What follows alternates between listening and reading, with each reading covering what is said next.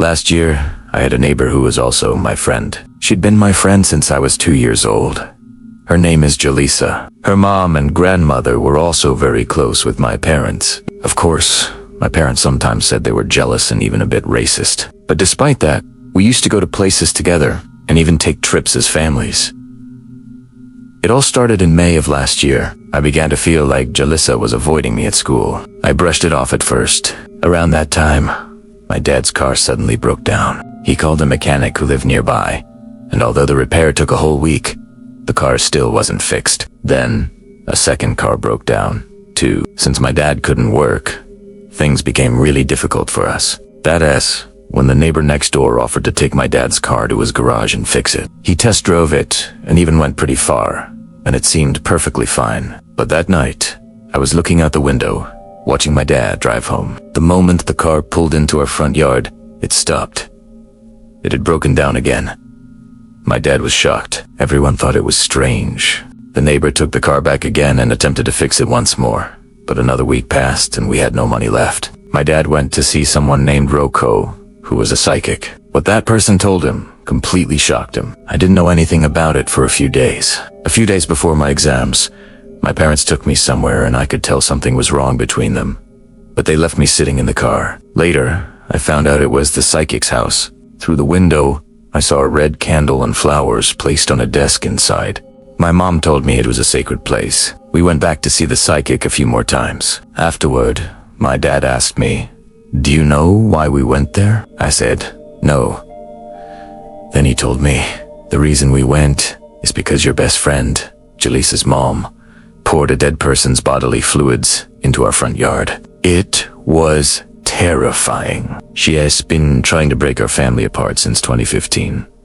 That is why your mom has foot hurt back then. And in 2019, when my foot hurt and I had to go to the hospital, that was because of her, too. She's done all kinds of things.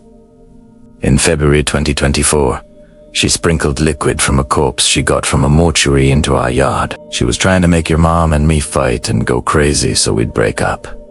She wanted to be with me. She always thought we were wealthy. The reason I had to go to the hospital for surgery was because of her. She put a curse on your mom, but your mom is strong. My dad looked terrified. He said she poured a strange, sticky liquid in our yard to let evil spirits into our home. She believed that if my dad stepped on it, his legs would rot. For 9 years, day and night, she had done all kinds of things. All my parents' fights and problems, he said, were because of her jealousy. Now, the psychic row has given us something protective to bury in our yard. But my dad still has nightmares every night that Jaleesa's mom and her new boyfriend are plotting something. Our family is doing well now, but we don't talk to Jaleesa's family anymore. And I don't keep in touch with Jaleesa either. Sometimes I miss her, because she used to be my friend. But I think things are better this way. Jay, Wansi, I've been a fan of your channel since I was in 9th grade, and now I am a college student. I wanted to share a really mysterious experience I had. You can call me Renee. I live in India, and back then we moved often because of my dad's job. Eventually, he was transferred to Dehradun, the capital of UP. Dehradun is known for its lush greenery, pleasant weather, and relatively safe environment. So, my parents quickly fell in love with the city, and we ended up living there for quite a while. That's where I experienced something truly strange. This happened in 2016, when I was in 4th grade. Right at the start of summer vacation, one day, my friend, who I'll call S, came over because her parents were busy with work. We were extremely bored and just wandering around the garden with nothing to do. That's when we noticed something large flying in the sky. It was glowing and looked pure white. At first, I thought it was just an insect. But when I looked more closely, it looked like a tiny human figure. I could hardly believe what I was seeing. It honestly resembled a fairy with a thin, almost fragile-looking body and very large wings that appeared slightly worn. If I had to guess, it was probably around 13 or 14 in tall. I thought I must be hallucinating, but then my friend said she could see it, too. We both screamed at the exact same time. We were so startled that we pinched each other to make sure we weren't dreaming. When we quickly grabbed a phone and opened the camera to take a picture, it had already disappeared. The memory is still incredibly vivid to this day. I even drew a sketch of what I remember it looking like. To this day, We still have no idea what it was. There's a story that still haunts me to this day. My name is Brian, and I'm from Sarawak, Malaysia. This happened exactly 10 years ago when I was still in college. The three of us, me Hofi, from Johor, and Mustaki, from Kuala Lumpur, went on a short trip to Penang.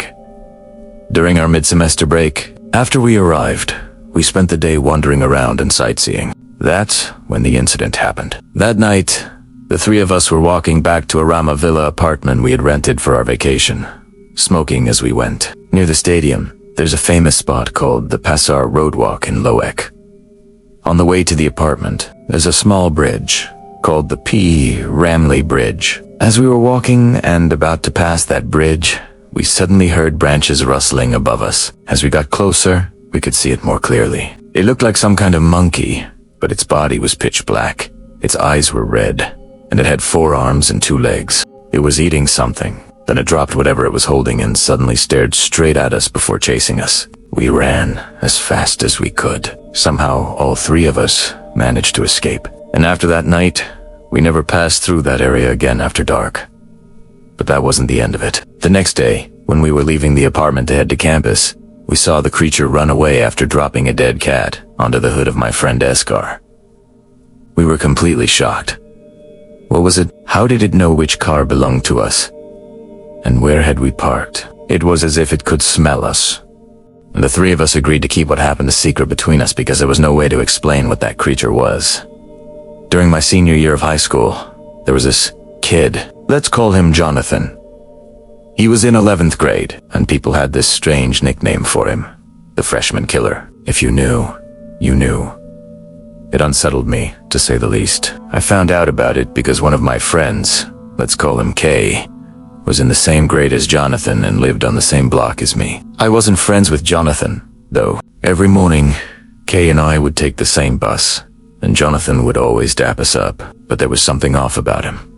He had this creepy, unnerving look in his eyes. Not wanting to seem rude, I reluctantly returned the dap, masking the discomfort I felt. During lunch, I often sat with Kay's brother, Josh.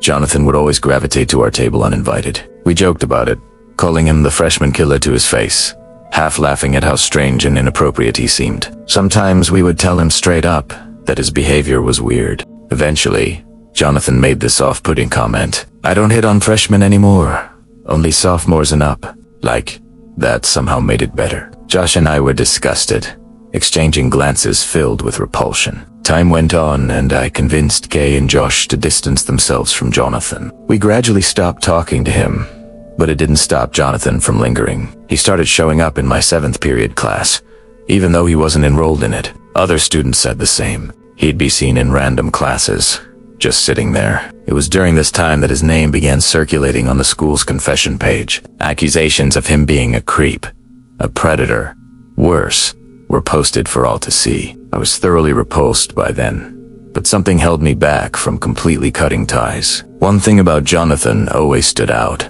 the guitar case he carried around. He claimed it was for band class, but something about it unsettled me. One day, in what I thought was a lighthearted joke, I blurted out, "He's got a gun," mimicking a meme. Jonathan's face darkened. "Shut the hell up, dude," he muttered. I followed it up by joking, greater than greater than. Imagine if you actually had something in there. Greater than greater than. He didn't seem pleased, but we all laughed it off, thinking nothing more of it. I never imagined what the joke could become. Another time, I saw him with the guitar again and told him he should play something. Almas did, but before he could, the teacher called us to class. After that, I'd stopped talking to him altogether, and eventually I graduated and left all that behind. Fast forward 4 months after graduation, and I saw a meme one of my friends posted, "Stay away from Jonathan Diddy Wells," it read. I chuckled, remembering how weird he'd been.